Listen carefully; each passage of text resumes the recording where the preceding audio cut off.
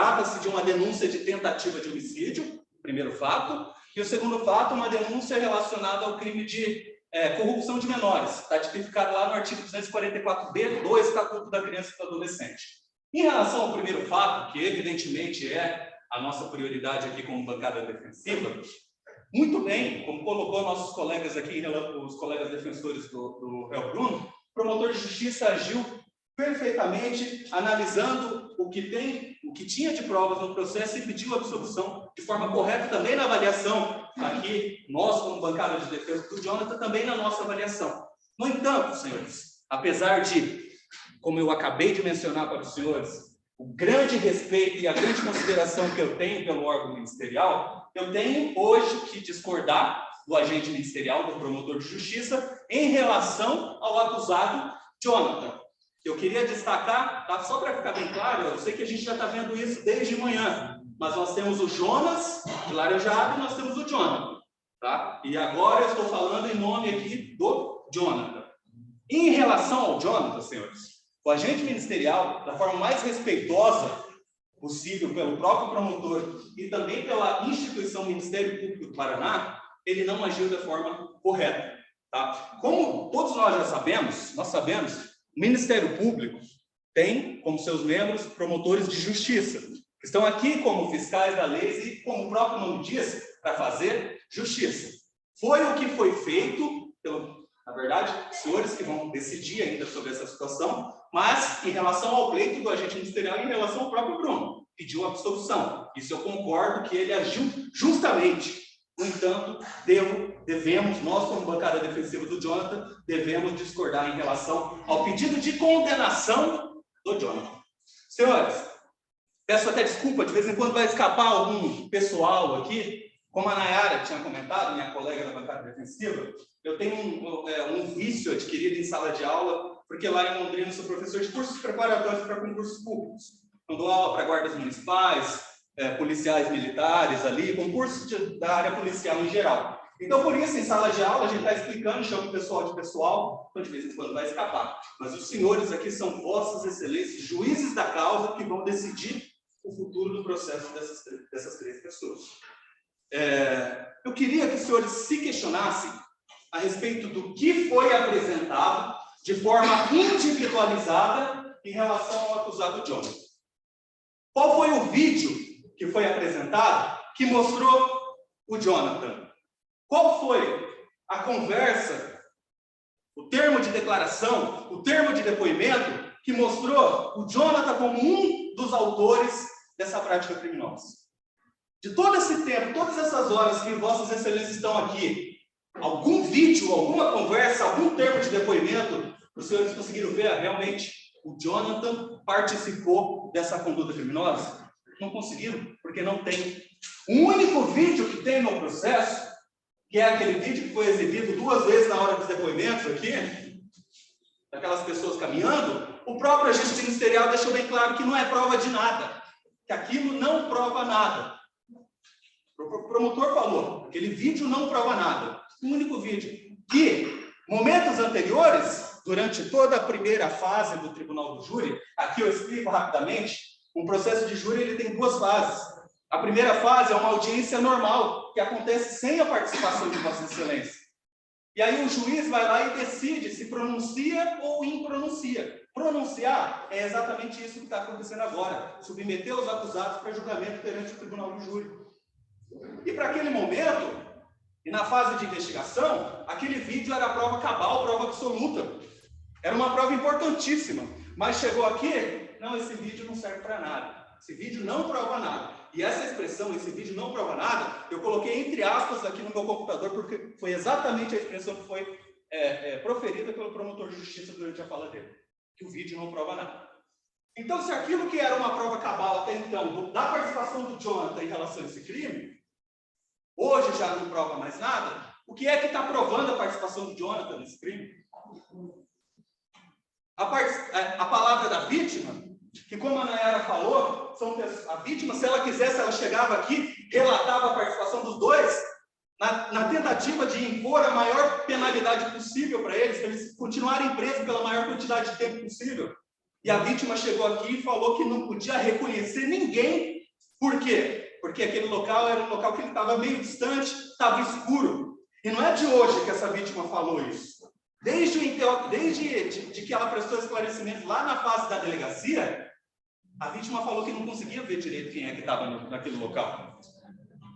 E aí a vítima, que é a maior dos interessados, a maior interessada em obter responsabilização de quem supostamente atentou contra a sua vida, chega aqui e fala que não reconhece, e aí a gente vai presumir, com base em nada, porque no processo não tem nada, que o Jonathan participou. Cadê a prova disso? Cadê o contato que Vossas Excelências poderiam ter com o conteúdo probatório para decidir com a consciência tranquila, limpa e falar, ó, o promotor exibiu lá, naquele telão, a prova cabal a respeito da participação do Jonathan. Então, eu posso condenar com tranquilidade. A função dos senhores hoje, eu considero muito bonita, definida na Constituição, porém é muito difícil, muito complexa e exige uma responsabilidade muito grande. E é por isso que nós, como bancada defensiva, a gente não vem aqui para jogar palavras, para fazer vocês tentar convencer vocês a absolver pessoas culpadas. A gente vem aqui para evitar excesso de acusação, que é o que acontece no processo desde o início, desde a denúncia. Por que eu falo que acontece excesso de acusação desde o momento da denúncia? Primeiro, quando você abre a denúncia, que é a primeira peça escrita do promotor acusando o réu, isso que é denúncia, quando o promotor acusa o réu pela prática criminosa, por escrito. Nessa denúncia, o nosso Código de Processo Penal fala que ela tem que ser a mais minuciosa possível, a mais detalhista, mais detalhada possível. Eu gostaria de ler um pequeno artigo para Vossa Excelência, é o artigo 41 do Código de Processo Penal.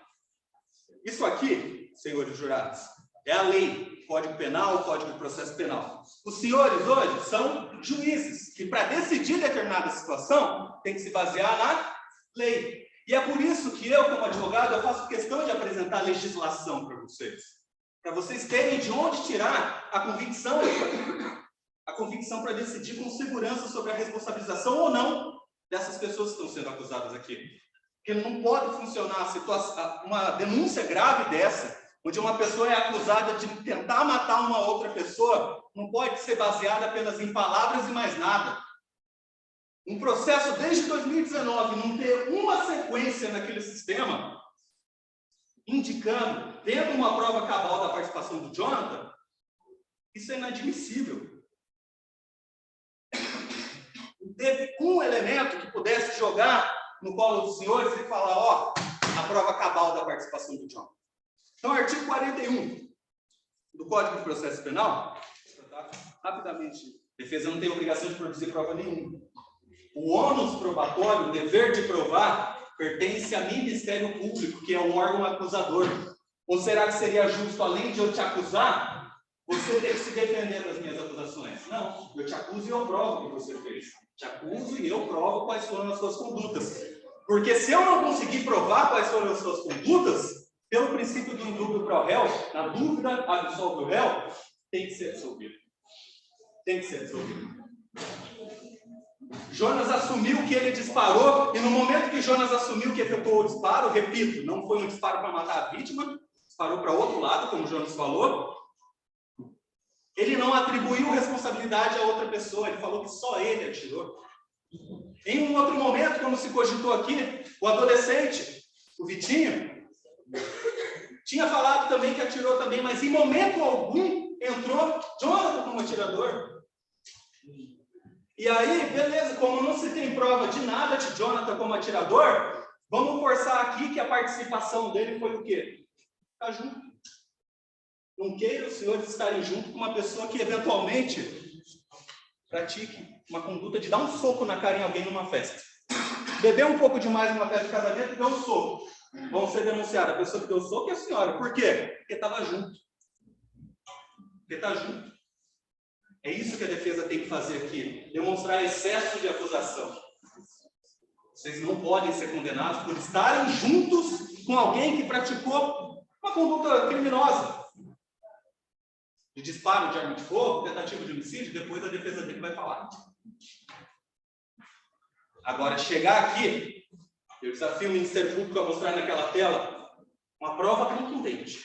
Aquilo que os senhores vão olhar e falar, pô, comprovou a participação do Jonathan. Uma prova que tenha obedecido às regras do processo, as regras do jogo, submetida a contraditório. O que é isso? Uma situação que veio para o processo e a defesa pôde contestar. Não tem nada. Contra o Jonathan, não tem nada. E é por isso que nós, da bancada da defesa do Jonathan, pedimos a Vossas Excelências a absolução do recluso. A nossa tese aqui, juridicamente falando, é negativa de autoria. Ele não tem participação nenhuma nessa conduta criminosa. Ele nunca confessou. Alguma coisa que o Ministério Público aventou que ele confessou foi o quê? Que supostamente na delegacia ele reconheceu ele como aquela pessoa do vídeo. Que hoje o promotor chegou e falou, mas aquele vídeo não prova nada. Vocês ouviram isso? Eu não estou inventando. O vídeo não prova nada. Isso não fui eu só que falou isso. Então a única coisa que supostamente o Jonathan teria confessado caiu por terra agora, porque o vídeo não prova nada. Jonathan nunca confessou disparo de arma de fogo, nunca confessou estar naquela quadra. Ah, mas o processo teve uma condução perfeita. Inquérito policial foi defeituoso. Inquérito policial, que é a primeira parte, que é onde se investigam os procedimentos, tiraram foto do local, não fizeram uma perícia. Tanto é que aquele questionamento que tanto foi debatido aqui entre o Ministério Público e o Jonas, sobre a posição que ele estava na hora dos disparos, tudo, poderia ter sido facilmente resolvido se a polícia tivesse feito perícia. Se tivesse sido feito perícia. Sabe qual foi a perícia realizada? Tiraram, eu acho, umas 20 fotos lá da frente do local e ponto. Adianta ter foto da frente da casa e não ter foto do ângulo da quadra?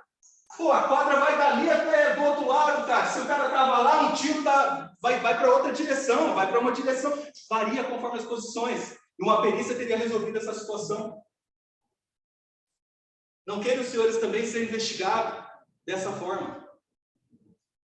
De repente, o nome dos senhores é aventado lá na Polícia Civil, e aí pronto. Essas investigações, desculpe a expressão, nas coxas, sem realizar pedidos ao Poder Judiciário de realização de diligências mais aprofundadas, sem interesse do Ministério Público em realizar as diligências mais aprofundadas. E quem é que tem o dever de provar aqui mesmo? Promotor. Promotor que tem que provar. Imagine nós nessa situação. Além de ter um excesso de acusação, foi fruto de uma investigação muito mal feita, que poderiam ter sido realizadas outras diligências. Então já começou pela investigação mal executada, que poderia, como foi colocado até pelo colega advogado, pela falta de efetivo, talvez, se tivessem mais investigadores que pudessem realizar outras diligências, talvez o resultado final ali da investigação seria outro. E aí, beleza, se o problema tivesse acabado na investigação, bom. Mas aí chegou todo aquele inquérito na mão do Ministério Público e ele falou, vou denunciar todo mundo. Coloca todo mundo no mesmo saco aí, bora. Estava junto? Vai responder também, Jonathan, se aprender. Está junto? Mas o processo foi perfeito. Não foi perfeito. A denúncia genérica não atribuiu a conduta individualizada para cada um, como eu acabei de falar para Vossa Excelência.